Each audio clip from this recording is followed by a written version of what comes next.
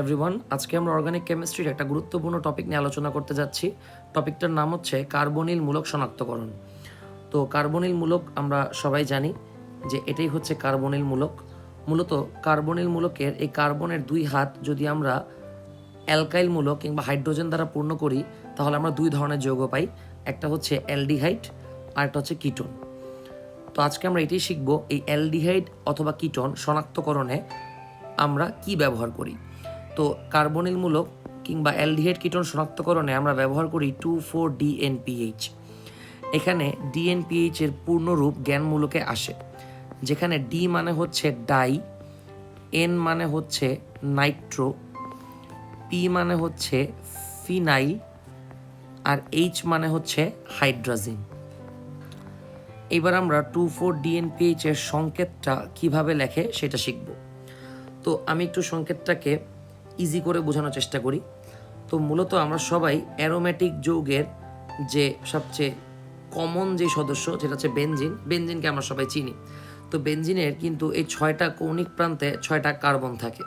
ওকে, তো আমি এই কার্বনকে যদি নাম্বারিং করি তাহলে এটাকে 1, এটাকে 2, এটাকে 3, এটাকে 4, এটাকে 5, এটাকে 6 বলতে পারি। তো আমাদেরকে 2,4-DNPH এর সংকেত লেখার জন্য প্রথমে বেনজিন বলয়টাই আঁকতে হবে।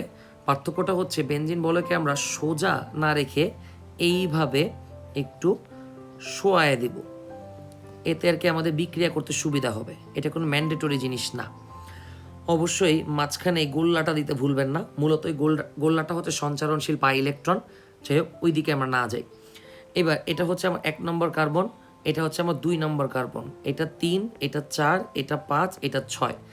তো আমার সংকেতে 2 আর 4 দেখতে পাচ্ছি, অর্থাৎ 2 নম্বর আর 4 নম্বর কার্বনে আমরা কাউকে যুক্ত করব। কাকে যুক্ত করব? আমরা যুক্ত করব নাইট্রোকে। নাইট্রোটা কি? এই NO2, এই মূলকটার নামই হচ্ছে নাইট্রো। যেহেতু আমরা দুইটাতেই নাইট্রো নিয়েছি তাই এটাকে আমরা বলতেছি ডাই নাইট্রো। তার মানে 2,4 ডাই নাইট্রো ডান। এবার আছে ফিনাইল। এই যে বেনজিন বলয়টা আমরা আঁকলাম, এই বেনজিন বলয়ের যে মূলকটা সেটাই ফিনাইল নামে পরিচিত, অর্থাৎ 2,4 ডাই নাইট্রো ফিনাইল ডান। এবার বাকি রইল হাইড্রাজিন। হাইড্রাজিনের সংকেত কি? এই 1 নম্বর কার্বনেই আমরা লিখব NH2,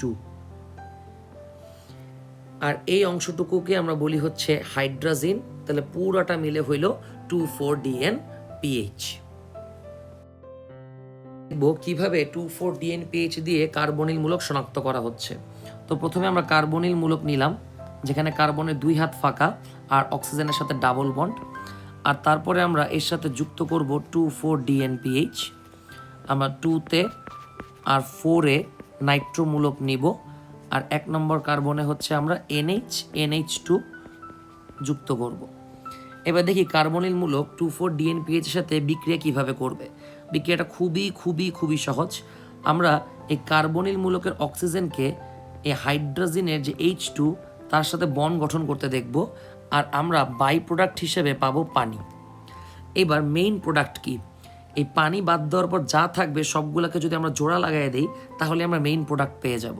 অর্থাৎ আমরা পাবো কার্বনের 2 হাত ফাঁকা, দেন ডাবল বন্ড, অক্সিজেন আর হাইড্রোজেন বাদ দিলে এরপর আসবে নাইট্রোজেন। আমরা নাইট্রোজেনকে নিব, আমরা NHকে নিব, আমরা বেনজিন বলয়কে আঁকবো, বাস আমরা এই যৌগটা পেয়ে যাব। এটাই হচ্ছে আমার মেইন প্রোডাক্ট। আর এই যে মেইন প্রোডাক্ট আমরা পাচ্ছি এটা হলুদ বর্ণের অধক্ষেপ দিবে, অর্থাৎ কার্বনিল মূলক 2,4-DNPH এর সাথে বিক্রিয়া করে হলুদ বর্ণের অধক্ষেপ দেয়। তো আমি যে বিক্রিয়াটা আপনাকে বা যে স্ট্রাকচারটা আপনাকে দেখাইলাম এটা হচ্ছে ফাংশন। এখন আমরা এখানে ইনপুটে যা দিব বিনিময়ে আউটপুটে আমরা তাই পাবো। অর্থাৎ আমি যদি এখন ইনপুটে হাইড্রোজেন দেই তাহলে আউটপুটেও আমি হাইড্রোজেন পাবো। তাহলে আমি হাইড্রোজেন দেওয়ার কারণে এইখানে আমরা মূলত কি নিলাম? আমরা নিলাম HCHO, অর্থাৎ মিথানেল। ওকে, এখন এই প্রধান যৌগটার নাম কি হবে? প্রধান যৌগটার নাম ঠিক এই মিথানেল দিয়েই শুরু হবে, যেটাকে আমরা বিক্রিয়কে নিয়েছি। এই মিথানলের পর আমরা 2,4-DNPH এর 75% নিব, অর্থাৎ ডি মানে ডাই, এন মানে নাইট্রো, পি মানে ফিনাইল। জাস্ট একটু চেঞ্জ হবে, হাইড্রাজিন এটার নাম হয়ে যাবে হাইড্রাজোন। তার মানে যৌগটার নাম হলো মিথানেল 2,4 ডাইনাইট্রোফিনাইল হাইড্রাজোন। এটা হলুদ বর্ণের পদক্ষেপ দিবে। আমি যদি এখানে হাইড্রোজেন না নিয়ে এক হাতে নিতাম মিথাইল, আরেক হাতে নিতাম হাইড্রোজেন, তাহলে কিন্তু আমার যৌগটা হইতো CH3CHO অর্থাৎ ইথানেল। তখন কিন্তু আমাদের মেইন প্রোডাক্টের নামেও এরকম হইতো ইথানেল 2,4 ডাইনাইট্রোফিনাইল হাইড্রাজোন। আবার আমি যদি দুই হাতে CH3 নিতাম, তাহলে এখানেও দুই হাতে CH3 বসতো, আর দুই হাতে CH3 নিলে যৌগটা কিন্তু আর ইথানেল না, যৌগটা হয়ে যেত প্রোপানন। তখন এটার নামও আর ইথানেল থাকতো না, এটার নাম তখন হইতো প্রোপানন 2,4 ডাইনাইট্রোফিনাইল হাইড্রাজোন। তো আশা করি সবাই বুঝতে পেরেছেন